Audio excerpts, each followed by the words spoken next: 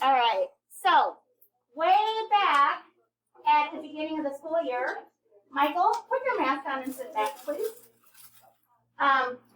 We talked about the number system and how it's broken up into categories. So I've got this little graphic here, if I can get it to come back. All right. So our biggest set is the rational numbers. That's everything. That's fractions, decimals, percents, negative, positive. Everything is a rational number that we work in with in 6th grade. Okay. To move up to the integers, you have to be a positive or negative whole number. Okay. So integers, 1050. Okay, so our integers are positive whole numbers and their opposites. No decimals or fractions allowed. You need this. You will need this today. All right.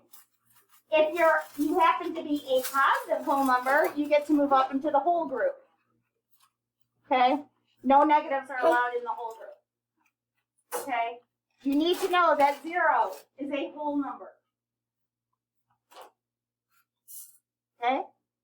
And the natural numbers are just the counting numbers that you learn when you're little. Like, you don't start learning when you're like 3 counting 0. You just start counting your fingers, like 1, 2, 3, 4, 5. Okay? So natural numbers are everything 1 and above. Whole numbers. Positive whole numbers. No zeros. 0 gets left with the wholes. Nada de zero. Nada. Okay. Another thing you're going to need to know today is opposite numbers. If you think about 0 in the middle, every number has an opposite, negative, right? They're both the same distance from 0. So positive 3 is 3 steps from 0. Its opposite would be negative 3, 3 steps from 0. Okay, those are the opposites, and they zero out. You add them together. Give you 3 cookies, snatch them away. You got 0. Okay, and the last thing that we're going to review is absolute value. That's those little lines on the side of the number here. Okay, come back, come back, come back. Oh, why you gotta be like this? Okay, excuse me, Lily, can you explain absolute value? Yeah, without reading it?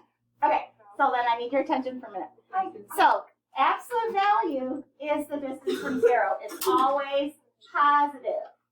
You can't have a negative step away from something else. You're always moving in one direction or another. So these bars are kind of like field goal.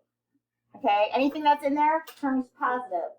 If it's negative, it turns positive. If it's positive, it stays positive. Okay? And if you see something like this, let's see.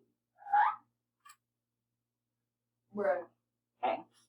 If you see this, it looks like a subtraction sign, but it's also called an opposite sign. This, I would read this as the opposite of the absolute value of -2. The opposite of the absolute value of -2. So, first of all, what's the absolute value of -2? 2. 2. Oh! And then when we talk about the, excuse me, and then we talk about the opposite of it, so the negative comes with it. So do we write that? No. The absolute value turns it positive, but this extra opposite sign on the outside here makes it go on the other side of 0, flip over to the other side number line, and now it's negative. Again? So that is all we need to know. What we're going to do today is I made task cards that go with classifying numbers. So you're going to be classifying numbers.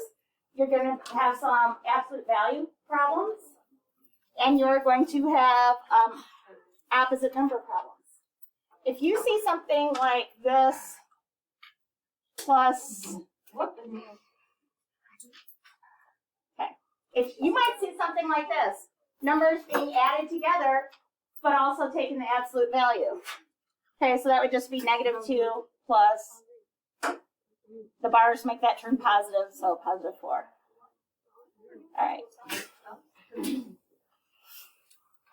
Okay, any questions? We're going to be, you can work out with partners or by yourself. It's up to you. I've got cards hanging in the hallway. Okay. Y'all are not paying attention today. We have 8 days till start time. 8? Yeah. I just got salty. Okay, and remember, you have to pass. If you don't pass, you'll be taking an extra math class next year. Oh no, not good. So 2 math classes? 2 math classes instead of choir or band. I have a question. or Does that even matter? I gotta do band. No, you just got 2 in the same class. Oh, okay. No, you get like the extra math with Miss Dalton. So I can Wait. learn more. Hold on. So we got a 7th grade math teacher and a 6th grade math teacher. She teaches 6th, 7th, and 8th. Oh. Okay, so I'm gonna stop the